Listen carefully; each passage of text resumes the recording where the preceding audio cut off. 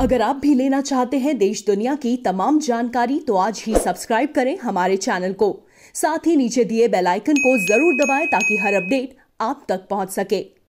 नमस्कार, प्रवास साक्षी news network पर आप सभी का स्वागत है। आज के इस बुलेटिन की शुरुआत करने से पहले आपको लिए चलते हैं अटारी वाघा बॉर्डर पर और दिखाते हैं कैसे हमारी बीएसएफ की जो महिला शक्ति है वो तपती गर्मी में हमारी सीमा की सुरक्षा में तल्लीन है। आइए देखते हैं पहले इनको।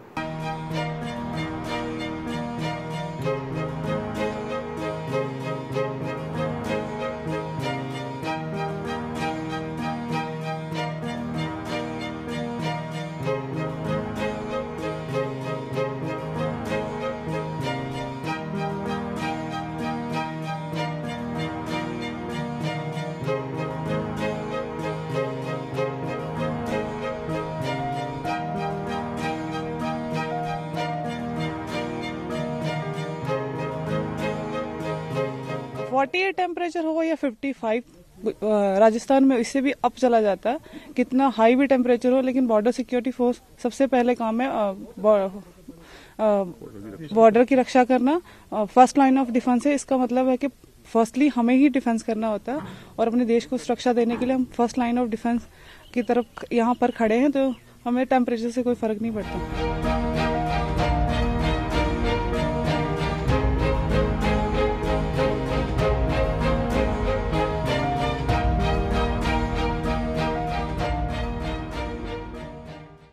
तो देखा आपने कि किस तरीके से हमारी जो महिला सैन्यकर्मी हैं वो भी डटी हुई हैं सीमा पर। गर्मी की परवाह नहीं है और भी जो भी दिक्कतें उनकी कोई परवाह नहीं है, बस जो लक्ष्य सामने है उसको पूरा करना है। राष्ट्रीय सुरक्षा सबसे महत्वपूर्ण मुद्दा है इनके लिए, इसके लिए डटे रहना है। और राष्ट्रीय सुरक्षा लेकिन शायद राहुल गांधी के लिए कोई बड़ा मुद्दा नहीं है, क्योंकि जिस तरीके से वो चीन के साथ भारत का जो इस समय तनाव चल रहा है, टकराव चल रहा है, उस पर जिस तरीके की राजनीति कर रहे हैं उससे साफ प्रतीत होता है कि कांग्रेस के लिए राष्ट्रीय सुरक्षा एक बड़ा मुद्दा नहीं है, एक सिर्फ राजनीतिक मुद्दा बनकर रह गया है। और आज शरद पवार जो कि देश के रक्षा मंत्री रह चुके हैं, उन्होंने राहुल गांधी को, सोनिया गांधी को, पूरी कांग्रेस पार्टी को दिखा दिया है आईना और कह दिया है कि राष्ट्रीय सुरक्षा से जुड़े मुद्दों पर राजनीति नहीं करनी चाहिए। और हमें यह ध्यान रखना चाहिए कि जब हम सत्ता में थे तब क्या हुआ था। एनसीपी प्रमुख शरद पवार ने आज जो बयान दिया है उस पर अगर हम बात करें तो चीन के साथ गतिरोध को लेकर कांग्रेस और भाजपा के बीच आरोप प्रत्यारोप के बीच शरद पवार ने कहा कि राष्ट्रीय सुरक्षा से जुड़े मामलों का राजनीतिकरण नहीं किया जाना चाहिए। साथ ही उन्होंने यह भी कहा कि यह कोई नहीं भूल सकता कि चीन ने 1962 के युद्ध के बाद भारत के लगभग 45,000 वर्ग किलोमीटर क्षेत्र पर कब्जा कर लिया था।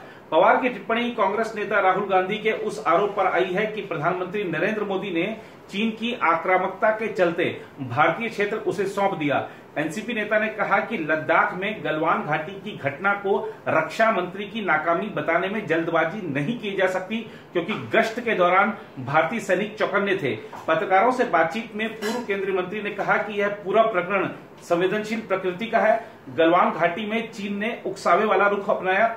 गौरतलब है कि पूर्वी लद्दाख में 15 जून को चीनी सैनिकों के साथ हिंसक झड़प में भारत के 20 सैन्यकर्मी शहीद हो गए। पूर्व रक्षा मंत्री शरद पवार ने कहा कि भारत संपर्क उद्देश्यों के लिए अपने क्षेत्र के भीतर गलवान घाटी में एक सड़क बना रहा था। पवार ने कहा उन्होंने हमारी सड़क पर अतिक्रमण करने की कोशिश की और धक्का मुक्की की, यह किसी की नाकामी नहीं है। अगर गश्त के दौरान कोई आपके क्षेत्र में आता है तो वे किसी भी समय आ सकते हैं। हम तुरंत यह नहीं कह सकते कि यह दिल्ली में बैठे रक्षा मंत्री की नाकामी है। उन्होंने कहा वहां गश्त चल रही थी, झड़प हुई, इसका मतलब है कि आप चौकन्ना थे। अगर आप वहां नहीं होते तो आपको पता भी नहीं चलता कि कब चीनी सैनिक आए और गए। इसलिए मुझे नहीं लगता कि इस समय ऐसा आरोप लगाना सही है। राहुल गांधी द्वारा लगाए गए एक आरोप पर जवाब देते हुए शरद पवार ने कहा कि यह कोई नहीं भूल सकता कि दोनों देशों के बीच 1962 के युद्ध के बाद चीन ने भारत की करीब 45,000 वर्ग किलोमीटर जमीन पर कब्जा कर लिया था। उन्होंने कहा यह जमीन अब भी चीन के पास है। मुझे नहीं मालूम कि क्या उन्होंने अब फिर से कुछ क्षेत्र पर अतिक्रमण कर लिया, लेकिन जब मैं आरोप लगाता हूं तो मुझे यह भी देखना चाहिए कि जब मैं सत्ता में था तो क्या हुआ था।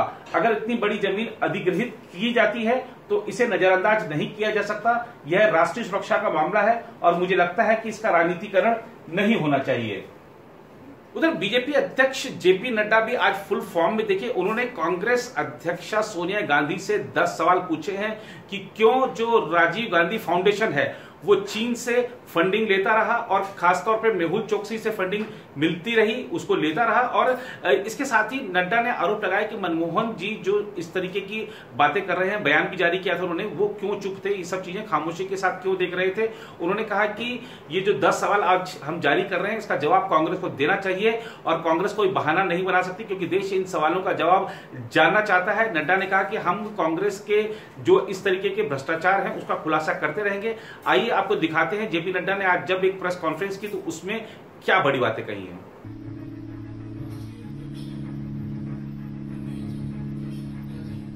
कि मेहुल चोकसी से आपने राजीव गांधी फाउंडेशन में पैसा क्यों लिया और आपने मेहुल चोकसी को लोन क्यों दिया, और यह सब करने के बाद बदनाम करने के लिए हमारे यशस्वी प्रधानमंत्री पर आरोप लगाते हो। देश जानना चाहता है कि मेहुल चोकसी से राजीव गांधी फाउंडेशन का क्या संबंध है और आपने उसको लोन देने में किस किस प्रकार से मदद की है, यह देश जानना चाहता है। मित्रों, यह हाथी के दांत दिखाने के और हैं और खाने के और हैं। यह राजनीति लंबे समय तक आरोपित करके जिस तरीके से इन्होंने की है, भारत की जनता जाग चुकी है। मोदी जी के नेतृत्व में राजनीति की संस्कृति बदल चुकी है। Congress and corruption are synonym to each other, वह जा चुका है। आज सेवा भाव से भारत का विकास, सबका विश्वास और सबका साथ लेकर के चलने की बात है। नड्डा ने यह भी कहा है कि राष्ट्रीय सुरक्षा के मुद्दों पर कांग्रेस को राजनीति नहीं करनी चाहिए और राष्ट्रीय सुरक्षा से जुड़े सभी हित प्रधानमंत्री नरेंद्र मोदी के हाथों में सुरक्षित हैं, इसलिए किसी को भी चिंता नहीं करनी चाहिए। उधर अगर हम बात करें कांग्रेस की, तो कांग्रेस ने भी नड्डा के 10 सवालों के जवाब में 10 सवाल दाग दिए और कहा है कि आप इन सवालों का जवाब दीजिए। कांग्रेस नेता रणदीप सुरजेवाला ने एक ट्वीट में कहा है कि ऐसा क्यों हुआ कि जो राजनाथ सिंह थे जब वो अध्यक्ष थे बीजेपी के तो चीन गए, नितिन गडकरी अध्यक्ष थे तो चीन गए, तो वहां की जो कम्युनिस्ट पार्टी है चाइना की, उसके निमंत्रण पर क्यों बीजेपी नेता चीन जाते रहे हैं, चीन से बीजेपी नेताओं का क्या संबंध है, इसके बारे में उन्होंने जवाब मांग लिया है। और भी कई उन्होंने प्रश्न पूछे हैं, जो 10 सवाल पूछे हैं उसमें। लेकिन हमें यह भी देखना चाहिए कि जो राजनीतिक पार्टी सिर्फ चीन की हो या किसी और देश की हो, तो हम एक लोकतांत्रिक देश हैं और खासतौर पर जो अन्य देश हैं वहां की जो पार्टियां हैं उनके निमंत्रण पर हमारे नेता जाते रहे हैं और हमारे निमंत्रण पर उनके नेता भी आते रहे हैं, तो ये एक सामान्य सी प्रक्रिया है। इसको लेकर कांग्रेस के आरोपों में ज्यादा दम दिखता नहीं। लेकिन अब आप बात करेंगे हम अहमद पटेल की। अहमद पटेल से संदेशरा बंधुओं के क्या संबंध है, इसको लेकर जब ईडी के अधिकारी उनके घर पहुंचे, 8 घंटे लंबी पूछताछ हुई आज, तो अहमद पटेल भड़क गए हैं और कहा है कि नरेंद्र मोदी और अमित शाह के दोस्त आए थे और जब जब बीजेपी या केंद्र सरकार मुश्किल में फंसती है तो जांच एजेंसियों का दुरुपयोग करती है। अहमद पटेल साहब, अभी कुछ दिन पहले ही आपने कहा था कि जो कोविड-19 के प्रोटोकॉल्स हैं उसके तहत मैं बाहर नहीं निकल सकता क्योंकि 60 वर्ष से मेरी ज्यादा उम्र है, तो मैं बाहर निकल नहीं सकता, ईडी के ऑफिस जा नहीं सकता। अब आज ईडी वाले आपके पास आ गए और जांच में आपका सहयोग ले लिया, तो इसमें भड़कने की कोई जरूरत नहीं है। जांच में सबको सहयोग करना चाहिए, जो कानूनी प्रक्रियाएं हैं उसमें सबको सहयोग करना ही चाहिए, यही एक जिम्मेदार नागरिक की पहचान है। तो इसमें भड़कना क्यों, इसमें आरोप क्यों लगाना? जो सही है वो कोर्ट के सामने आ ही जाएगा। कोर्ट जो है किसी के आरोप लगा देने पर ही निर्णय नहीं देती है, अगर उसके पास सबूत है, ठोस सबूत है, तभी वो कोई फैसला सुनाती है। इसलिए परेशान नहीं होना चाहिए अहमद पटेल को।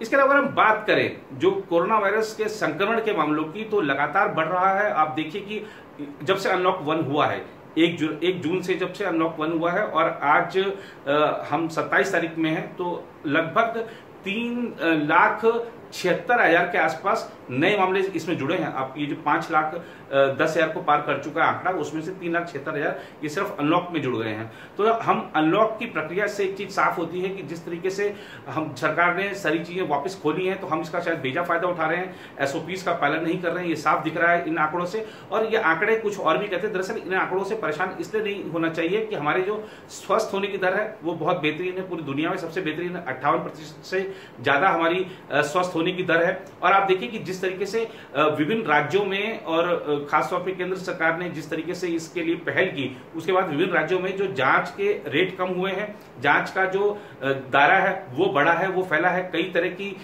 तरीके से जांच की जा रही है, जांच लैबों की संख्या बढ़ी है, तो ये भी एक कारण है कि संक्रमण के मामले अब बढ़ते दिख रहे हैं। वहीं अभी थोड़ी देर पहले की खबर है कि कर्नाटका ने तय किया है कि हर रविवार को पूर्णतः लॉकडाउन होगा, क्योंकि वहां पर भी कुछ नए मामले सामने आए हैं। आज के जो नए मामले और बड़े मामले रहे, खासतौर पर बड़ी संख्या रही, उसमें अगर हम बात करें महाराष्ट्र की तो 5000 से ज्यादा मामले सामने आए हैं, स्थिति वहां अभी भी गंभीर बनी हुई है। तमिलनाडु की बात करें तो 3500 से ज्यादा मामले हैं, वहां भी स्थिति गंभीर है। दिल्ली की बात करें तो लगभग 3000 के आसपास मामले आए हैं, 3000 से कुछ कम है। और 22 जून के बाद से देखें तो पहली बार ऐसा हुआ है कि 3000 से कम मामले आए हैं, तो कुछ राहत कह सकते हैं इसको। हालांकि 80,000 के पार जा चुका है राजधानी दिल्ली में संक्रमण की कुल संख्या। और आज जो दिल्ली के मुख्यमंत्री हैं अरविंद केजरीवाल और गृह मंत्री अमित शाह, जो दिल्ली में एक सबसे बड़ा क्वारंटीन सेंटर बनाया गया है, वहां पर पहुंचे। वहां पे जो इलाज कैसे होगा, वहां पर लोगों की व्यवस्था क्या रहेगी, रहने की, उनको कैसे उनका केयर किया जाएगा, इन सबका जायजा लिया। आज वहां जाकर जो दिल्ली में 10,000 बिस्तरों वाला जो एक केंद्र बनाया गया है। इसके अलावा अगर हम बात करें डॉक्टर हर्षवर्धन की, जो कि केंद्रीय स्वास्थ्य मंत्री हैं, उन्होंने भी ये जो आंकड़े हैं इनको सकारात्मक रूप में लेने का है और कहा है कि चिंतित होने की जरूरत नहीं है। आपको सुनाते हैं हम सीधा डॉक्टर हर्षवर्धन क्या कह रहे हैं। देश में हमारा रिकवरी रेट 58% से भी ऊपर हो गया है और लगभग 5 लाख के करीब जो अब तक कोविड से भारत में मरीज प्रभावित हुए हैं, इसमें से लगभग 3 लाख मरीज ठीक होकर घर वापस चले गए हैं और जो बचे हुए मरीज हैं उनमें से भी अधिकांश रोड टू रिकवरी पर है। आने वाले समय में वो घर वापस लौटेंगे। हमारा सारे दुनिया में अभी भी जो मोर्टेलिटी फैटेलिटी रेट है वो 3% के करीब है, जो सबसे कम है। हमारा जो ये लॉकडाउन के पहले जो डबलिंग रेट 3 दिन के करीब था, आज वो डबलिंग रेट 19 दिन के आसपास है। इस बीच प्रधानमंत्री नरेंद्र मोदी रविवार को मन की बात करेंगे। देखना होगा कि अपने मन की बात कार्यक्रम में और क्या बड़ी बातें रखते हैं। प्रधानमंत्री बार बार कह रहे हैं अपने सभी कार्यक्रमों में कि कोविड-19 के इलाज के लिए अभी कोई दवा नहीं है, कोई वैक्सीन नहीं है, इसलिए 2 गज की दूरी और मास्क लगाना अनिवार्य है। कृपया इसको, इन जो एसओपीज जो बताई है सरकार ने, उनका पालन करते रहें और आप बचे रहेंगे। अब सबकी नजरें प्रधानमंत्री के मन की बात कार्यक्रम में है। देखना होगा कि क्या बड़ी बातें उसमें वो कहते हैं।